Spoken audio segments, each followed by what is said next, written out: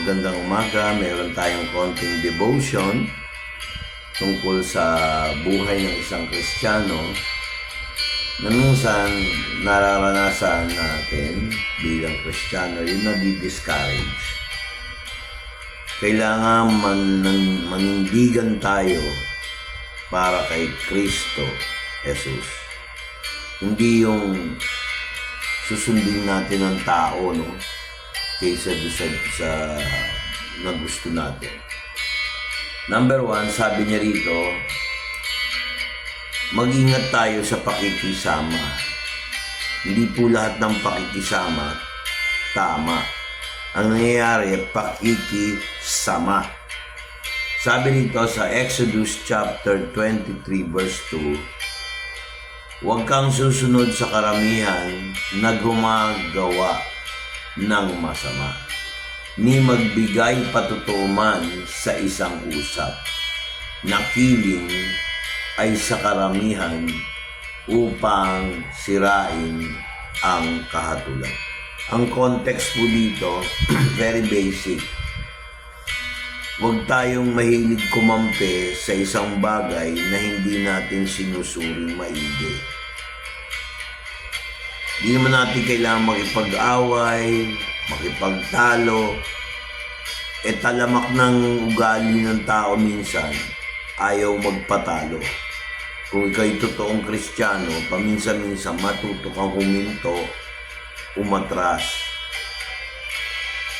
Minsan hindi mo na alam, inaano ka na, yung halatang yung nire-reject ka. Gusto nila, baw ka lang ng baw, tapos hindi mo naman alam kung bakit ka nagbabaw.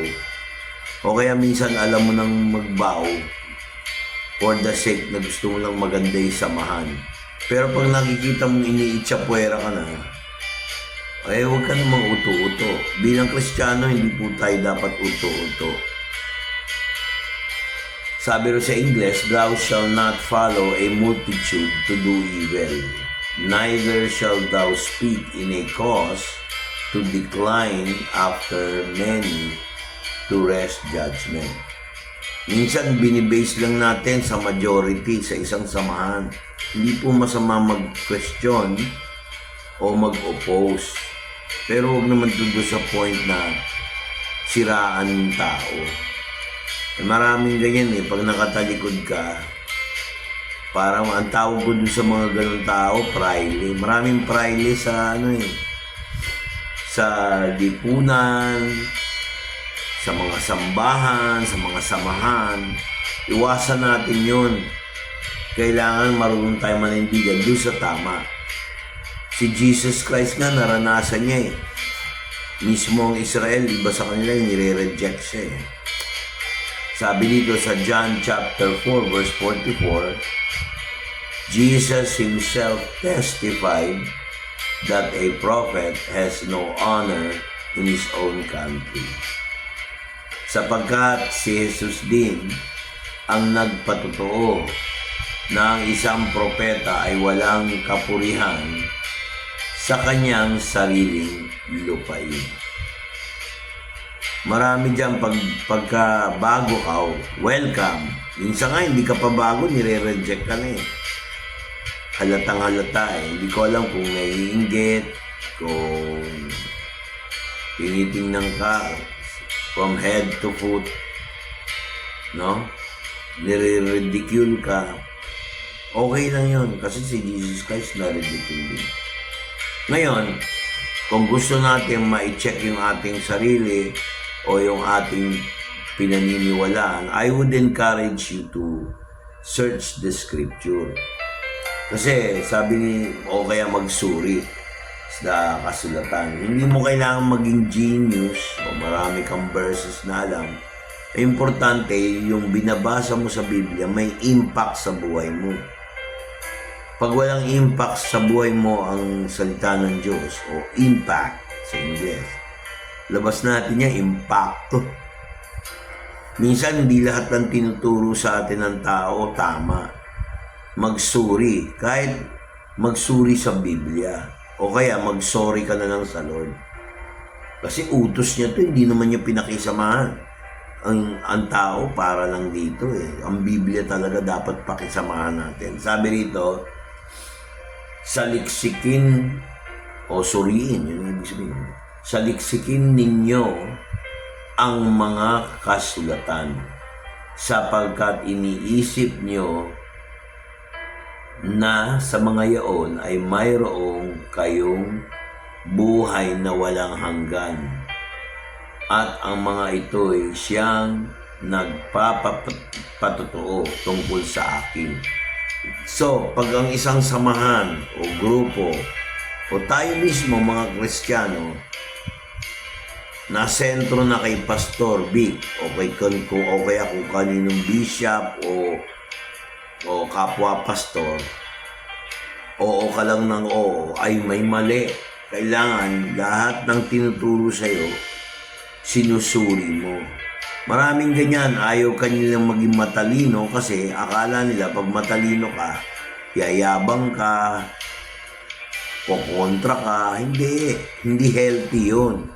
Kailangan suriin mo ang banal na kasulatan. Kung ano yung tinuturo, kailangan suriin mo pa. Ako, I would recommend that you have to put notes. Ako yung pastor na gusto ko sa isang churchgoer, nagte-take ng notes, nagtatanong, kunyari after the preaching o after Sunday school, nagtatanong. Minsan pagka tinanong mo, nagagalit pa. Dalawa lang yan eh, either alam niya talaga, ayaw lang niya i-share, madamot, or talagang likas na mayabang, o talagang hindi niya alam. Lagi pang galit yan, ikaw na lang nakikisama na. May mga ganyan akong kilalang mga pastor. Hindi naman lahat, pero karamihan. Kaya sabi, saliksikin ninyo ang kasulatan. Ayan, inulit ko, no, yung John chapter 5, verse 39. Tapos sa John chapter 15, verse 26, kagaya nga ng sinasabi ko sa inyo, hanapin nyo si Kristo sa kasulatan pag kayo ay nag-aaral ng salita. Dapat ang sentro si Kristo.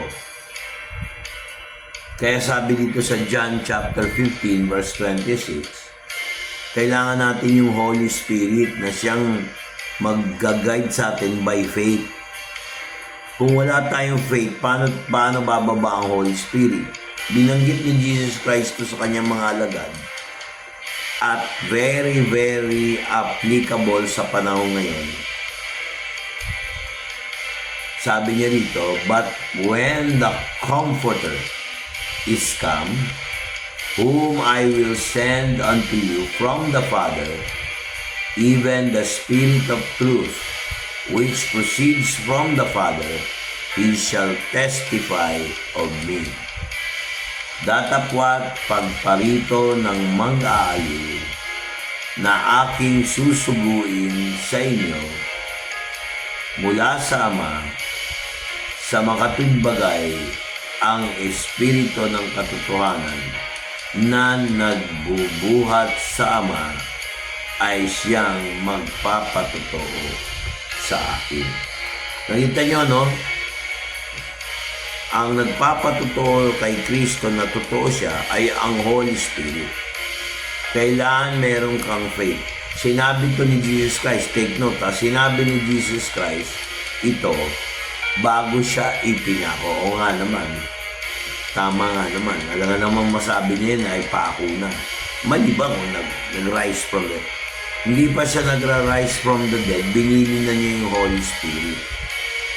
During this time, no, sinabi nito sa John 15. Ito ang sentro kung bakit nakakapit pa rin tayo kay Kristo by faith.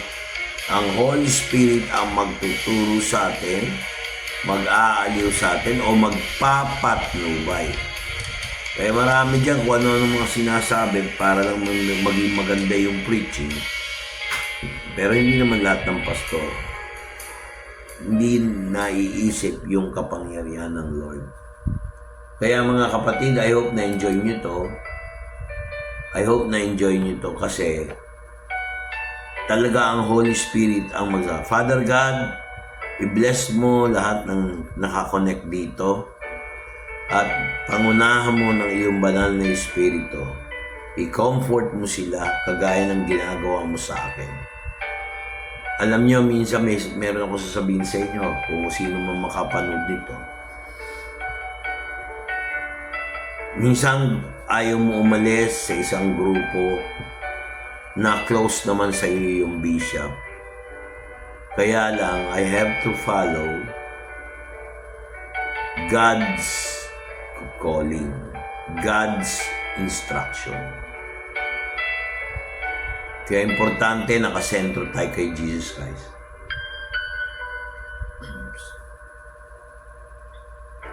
You didn't want heaven without us, so you brought the heaven down. Medyo pause po tayo dahil may sipon. My sin was great, your love was greater. What could separate us now? What a wonderful name it is. What a wonderful name it is. The name of Jesus Christ, my King. What a wonderful name it is. Nothing compares to this. What a wonderful name it is. The name of Jesus. What a wonderful name it is. What a name of Jesus.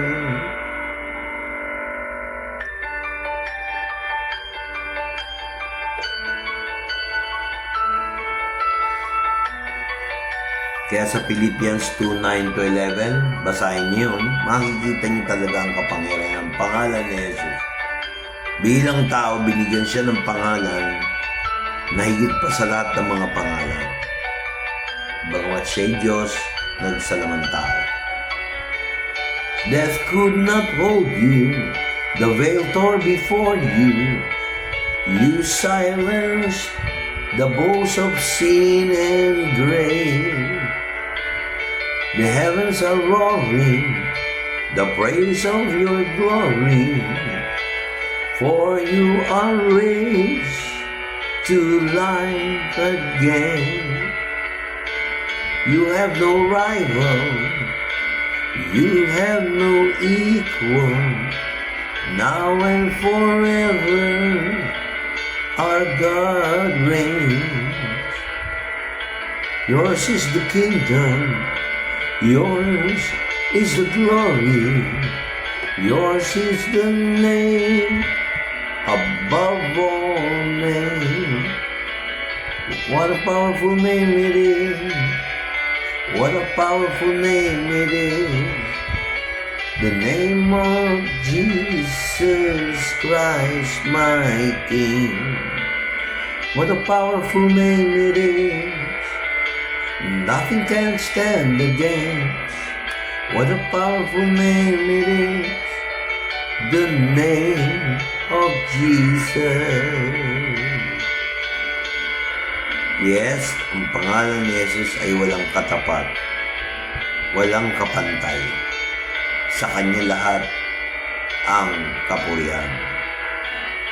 Sa pangangasiwa ng Diyos, sa Kanyang kaharian, sa Kanyang kaluwalhatian, pinakamataas na pangalan sa mga pangalan. Kaya mga kapatid, umiwas tayo nang hindi nagsusuri sa salita ng Diyos. Sa ngalan ni Jesus, bigyan nyo ng kapangyarihan magsuri at ipamuhay ang salita ng Diyos. Kaya ngayon, merong mga special prayer request kayo, granted in the name of Jesus. Just have faith and know His will. Bye-bye. God bless.